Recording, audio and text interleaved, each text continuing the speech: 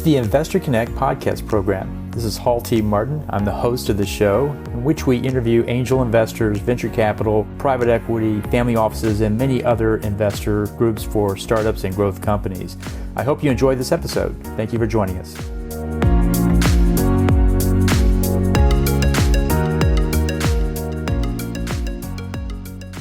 Hello, this is Hall Martin with Investor Connect. Today we're here with Chris Ezold, partner at Wisler Pearlstine. Wisler Pearlstine is a Pennsylvania-based law firm specializing in business employment and corporate law. They help startups and investors navigate legal challenges, including non-compete and non-disclosure agreements. And today we're going to talk also about lawsuits. Christopher, thank you for joining us. Thank you for having me. So where are you calling from today? So I'm from my home office, as you can see, right outside of Philadelphia, but our main office is in Bluebell, again outside of Philadelphia, and we have several other satellite offices. My practice is national for a number of issues, and I'm licensed in Delaware and Pennsylvania and New Jersey. Although my Delaware license is currently inactive. I closed my office down there some time ago.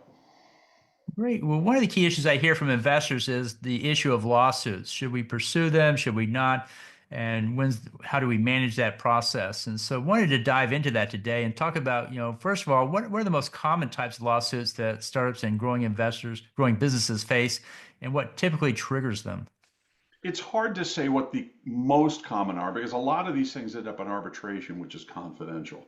But what I see a lot are, in no particular order, violations of non-competes, non-solicits, etc., where another company says, hey, you took one of my people and now he's using our information, or she is soliciting all of our clients. That's a major one. Another one is investors saying, wait a minute, you didn't reveal the necessary risk factors to me. And now I invested and I never would have if you'd followed the rules. Another is general breach of contract. I mean, these are smaller things like failure to pay rent or failure of a vendor to produce something to the other side. And then you get intellectual property issues. Most of these startups are going to have some kind of intellectual property, and there are frequently going to be disputes. If you've licensed it out of university, there can be a dispute there. I've seen a lot of that. If another organization has a piece of intellectual property that's close to yours, or if they claim you took it from them, then that can end up with a fair amount of litigation as well. So there's different ways to pursue this. How do companies decide whether to go after litigation or arbitration or mediation? And how do they decide what factors to weigh when choosing those options? Arbitration is almost always gone into because it's required by a contract. They've entered into an agreement that says if there's a dispute, you will arbitrate it. And the value of arbitration is that it's confidential. It isn't something publicly filed. So people can't search your company and find a lawsuit in a federal or state court. The downside is the word arbitration is Latin for you will buy the arbitrator a boat. Because now you're paying the judge as well as your attorney, as well as dealing with the overhead. And while arbitration used to be faster and less complicated, it is no longer faster and less complicated. It frequently has as much discovery, takes as long. Arbitrators are frequently former judges, and this is how they've always operated. And former litigators, this is how they've always operated. And they also know the truth isn't something you get at unless you do a thorough review of all the evidence. So the value of it tends to be confidentiality and not cost. And that's one of the major reasons to do it. And that's one of the major reasons to put it into an agreement. Mediation, you pay a mediator to sit down and try to bring the two of you together, which usually means the mediator is going to beat both of you about the head and neck and try to get you both to a place where nobody is happy with the result. That means that everybody will have settled and the issue goes away. Sometimes a mediator will look at it and will say, well, this is a clear-cut issue. There's no way this isn't going to win for one side or the other, and that changes things. Mediation is sometimes in agreements. I find that if it's in an agreement, but you don't want to mediate, then it's not going to work. It's worthless. The only reason to go to mediation is because both sides think it's worth it. Sometimes the attorneys say, you know what? My client's crazy. They're not going to listen to me, but they may listen to an experienced mediator. And so the attorneys bring a mediator in to beat their own client around the head and neck to get, to listen to some sense. So generally the only reason to do it is because you think you're close and you think there's some really good issues that a mediator can, move the other side on, and you think the other side is rational. If you think the other side's completely irrational, a mediator's a waste of time and money. That's good advice. So, what preventive measures, like well-drafted contracts and internal policies, can help businesses reduce the risk of being sued? How does that play out? So due diligence plays a large part. You do due diligence on your employees that you're bringing in. Make sure they don't have non-competes and non-solicits. Make sure your agreement says if you have one, you will show it to us. And if you have one, you will not violate it. And make sure that if someone comes in and they tell you they have a non-compete, you do the right thing. I've seen a lot of companies say, all right, you're not allowed to work in Georgia and Texas and Louisiana. So we'll say you're working in California and your job description will be sales, California, but you're really going to be working in Texas, or you're just going to be giving all the leads to our Texas guy, and then you'll be making some calls, etc. So it's a sham, and that always gets discovered. Another thing is transparency. If an employee is coming to the organization and they're hiding their new employer, you, from their old employer is going to get suspicious right away. Transparency often helps stop the assumptions that someone's engaging in bad behavior. Due diligence applies to contracts. Don't hire a vendor that's got a bad track record. Don't hire a vendor that can't do the job because they don't have the people, they don't have the resources, they don't have the experience. Just because they're cheapest doesn't mean they're best for you. And you have to be very careful about seeing a low dollar number and deciding, oh, that's who I want to go with.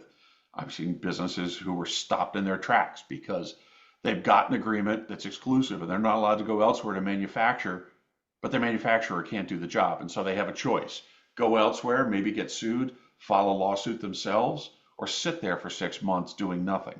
None of them are good choices. And if you have that kind of vendor, the chances of them having the money to pay damages is really low. I've seen a lot of contracts written by people that don't write contracts. They'll pull them online, they'll fill out forms, they think it'll work, and it absolutely doesn't. It is worth your time to get a contract reviewed by an attorney. And frankly, every business should have an attorney that knows them and their business, that knows their vertical, that knows their own particular product or service, that knows the people that they have. Without someone who really knows you and is a team member, you've got someone who's shooting in the dark half the time, and that's also not a good idea. So, how do non-compete and non-disclosure agreements end up in court? What are some best practices to avoid legal battles over those agreements? They end up in court because someone says, hey, wait a minute, you have my employee. And they approach you and they say, here's a non-compete. My employee is a non-compete, or they have a non-solicit and they've gone after my clients. And you look at it and you say, well, tough. At that point, the former employer has a potential claim of what's called tortious interference with contract. That is, I have a contract with an employee and you're making him break it. So I can sue you for those damages. And the former employer will sue you, will sue the employee, will file a complaint, generally in state court, sometimes in federal court, and will at the same time file a motion asking the court to temporarily order you to not hire or allow that person to work, and ordering that person to not work for you. And when I say temporary, it's because that order only lasts until trial, which is 1 to 2 years away. And at trial, if they win, it becomes permanent. And if they lose, it goes away. Well, if you lose, if at that point you get an order preventing your former employee from working, that's usually the end of the deal. No current employer is going to want to wait a year or two to see if this person can come back, right?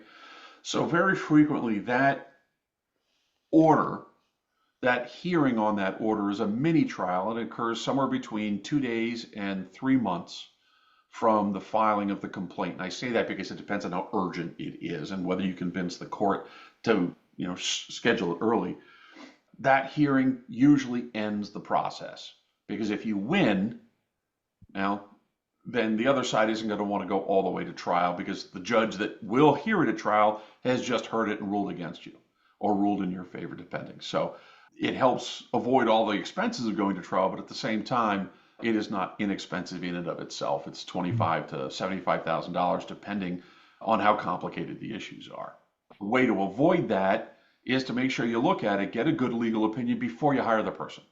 Make sure all your employees give you whatever non-competes or non-solicits they have, and get an opinion of how it would be defensible. Your attorney may say this is completely defensible and it'll cost you $50,000, and you'll say, well, it's not worth bringing that person on. Even if you're in the right, it may not make business sense. And being able to evaluate that requires generally the opinion of counsel. Good point.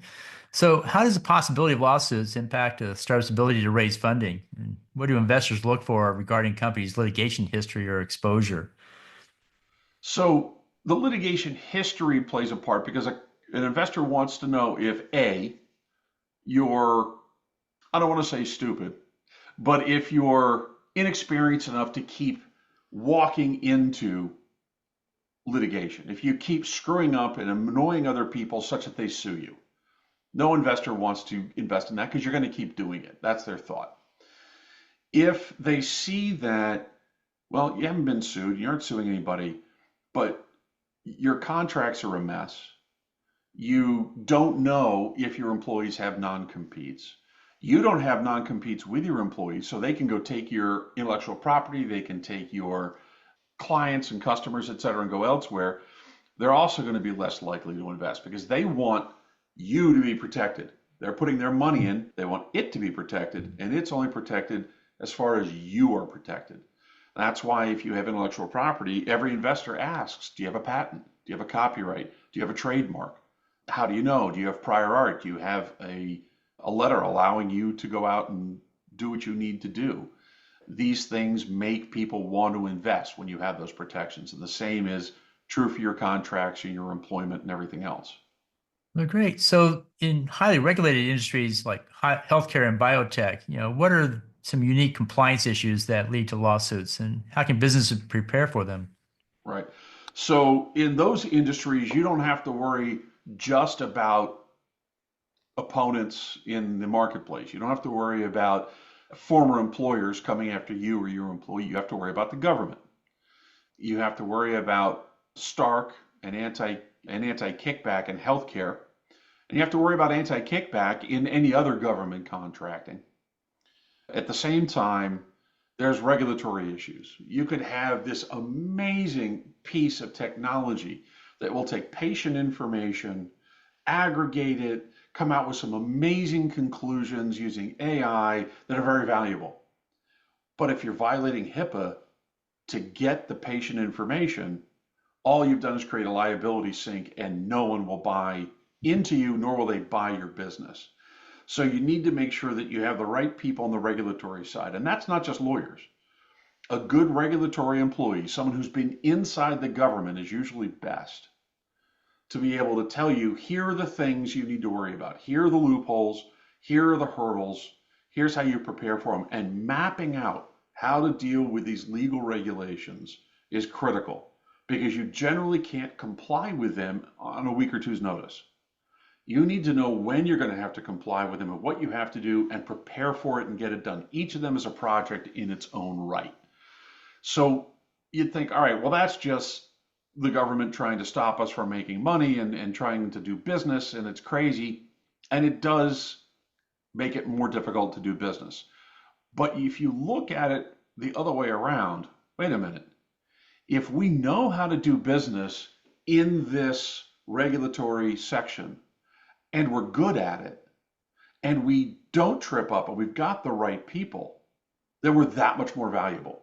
Because our competitors will screw up.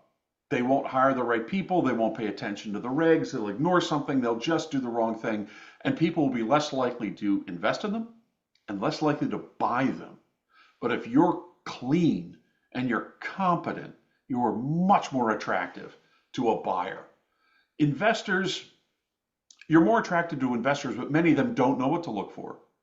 And when they do, they're willing to overlook bumps and scratches and dents in the business because they're excited about the outcome and they figure things can get fixed. But a buyer who's coming in to buy your business, buy your product, buy your assets, they are not interested in buying your liabilities. And the more liabilities you have, the harder it is to sell and the lower your value.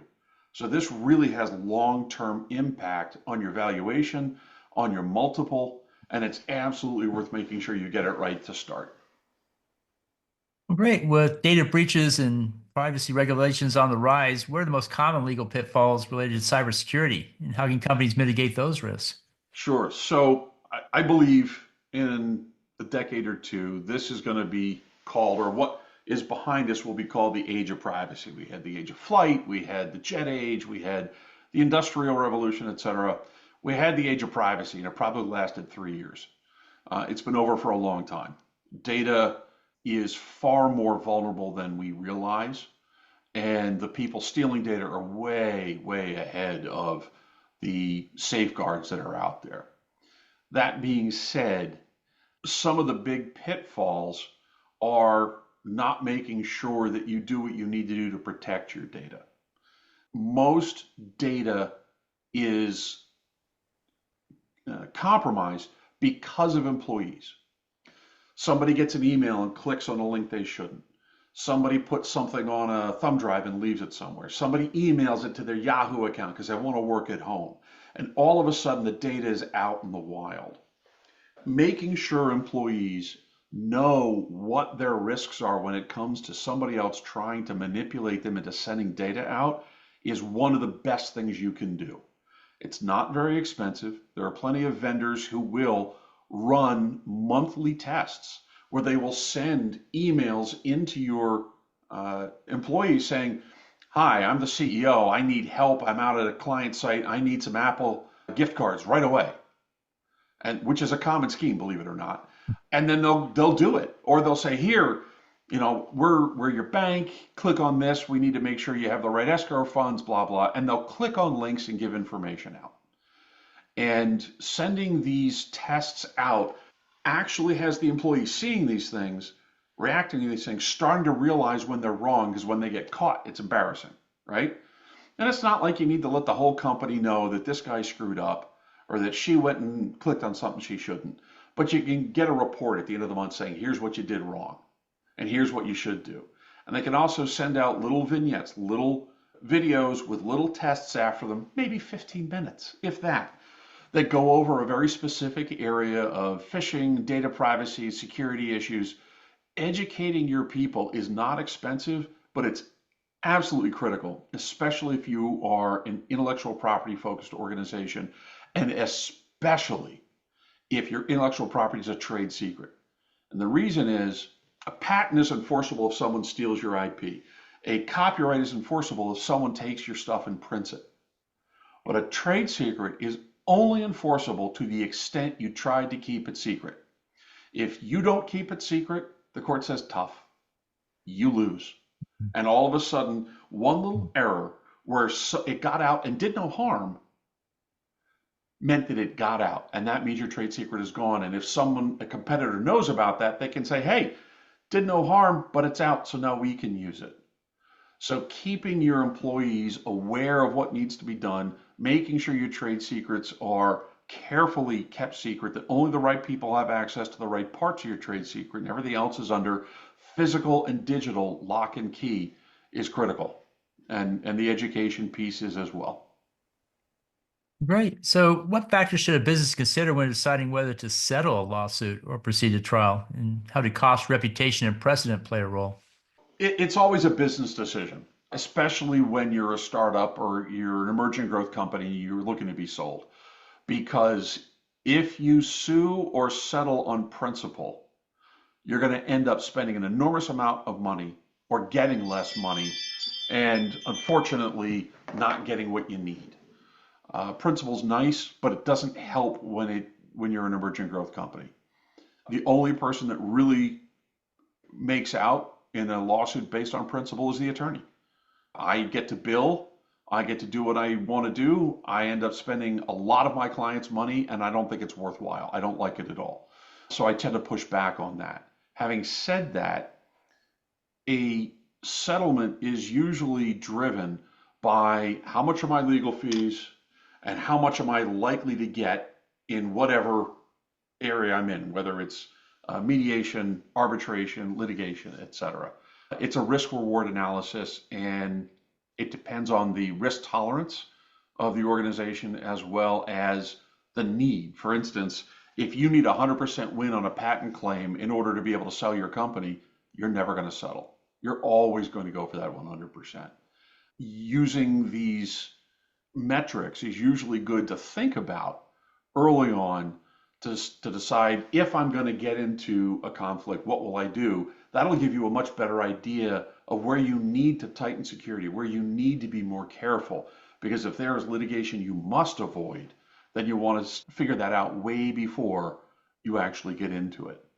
Legal fees are a big part. Many startups cannot afford litigation. Litigation is not cheap, especially if it's IP litigation, et cetera. If you have someone who is violating their non-compete and you go through a lawsuit and you go through that initial hearing, you could spend $100,000. Maybe you only spend 35, but 35 is a lot of money to many organizations. 100 certainly is. And if you can't afford the lawsuit, well, that settlement becomes pretty obvious right up front. Great. So, which upcoming legal challenges or trends do you see shaping the lawsuit landscape for startups and investors in the coming years? Obviously, we're having a lot of changes with regards to non-compete law. There was an attempt to restrict that nationally. It didn't work, but many states are enacting their own non-compete restrictions. And some of them it's entirely illegal. Others are very narrow. You can't restrict a doctor, but maybe you can for a year, things like that. So you have to know that landscape. And that's going to develop for a while. Privacy and cybersecurity is absolutely a developing area. We have a patchwork quilt of laws nationally where Massachusetts and California and other states have very restrictive laws and others have little to none. But almost no business, especially an emerging growth business, works in a very local area anymore. These emerging growth businesses have employees in 5 states, and they've got customers in 30 states, and they want to sell to somebody else in a 40th state. And all of that data that they're generating, well, it sits in a 50th state. So what law applies? And what happens if data goes over a state line? And what happens if two laws conflict? Whose law do you comply with? A lot of these questions are not answered, and I think it is likely at some point we'll see a national privacy and cybersecurity structure put in place, but that's a fair ways off. In the meantime, making sure that we can navigate this minefield is going to be very important for a lot of my clients.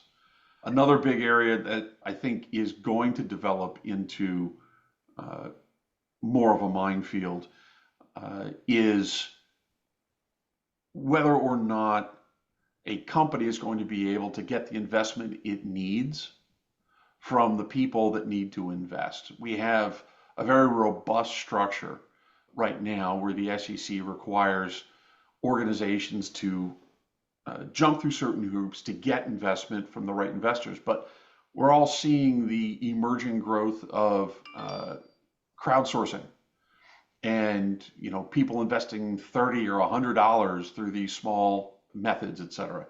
And I think that's going to grow, especially as you can now get investment internationally that way. Well, what law applies and how does that work? And it gets, again, more complicated. And I think at some point there's going to have to be a streamlined process, especially for the very small types of investments that are out there. So, what's your final advice that you give to startups, entrepreneurs, and investors on minimizing the risk of lawsuits and navigating them effectively if they arise? Don't put a hat on that you don't normally wear. If you're not a bookkeeper, don't do your books. If you're not an attorney, don't draft your contracts. If you are not a researcher, don't go in and start manipulating the data. Things like that. You got to make sure you have the right people to do the right job. And if you are not able to fund that, you need to wait. You need to step back and get the right people involved, because in almost every situation where you are cutting corners on the right people to do the right job, you end up either A, creating a lawsuit that destroys you, B, running afoul of regulations that will end up shutting you down, or C, finding investors who look into this and say, there's no way I'm going to put my money in here. Um, you know, many investors bet on the jockey and not the horse. That is, they know a really good team can bring a mediocre product or service to market and make money, whereas a bad team can create an absolute unicorn of a product and then crater it. And they want to bet on the team who knows what they're doing and has a plan and is methodical and thorough and has some foresight and takes the right risks. And if you don't wear the hat, you don't know what risks that hat needs to take. You know, you stick in the role that you need to stick, and that's absolutely number one. Number two is never ever have a verbal promise. If something's important, document it. Period. End of story. Verbal contracts always end up hurting somebody and creating lawsuits that don't need to exist. And number three is not just hiring the right people, but hiring the right people. That is, people who have integrity. Integrity is a huge deal to me.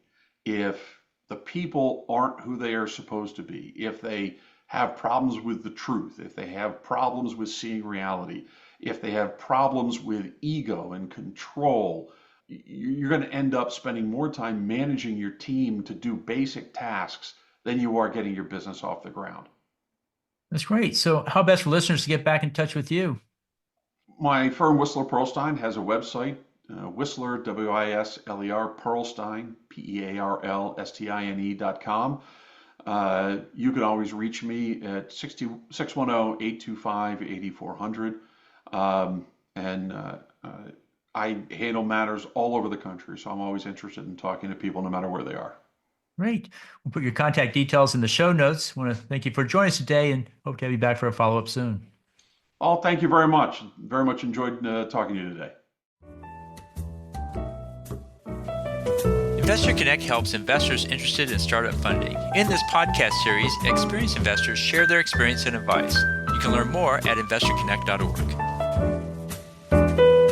Paul T. Martin is the director of Investor Connect, which is a 501c3 nonprofit dedicated to the education of investors for early-stage funding. All opinions expressed by Hall and podcast guests are solely their own opinions and do not reflect the opinion of Investor Connect. This podcast is for informational purposes only and should not be relied upon as a basis for investment decisions.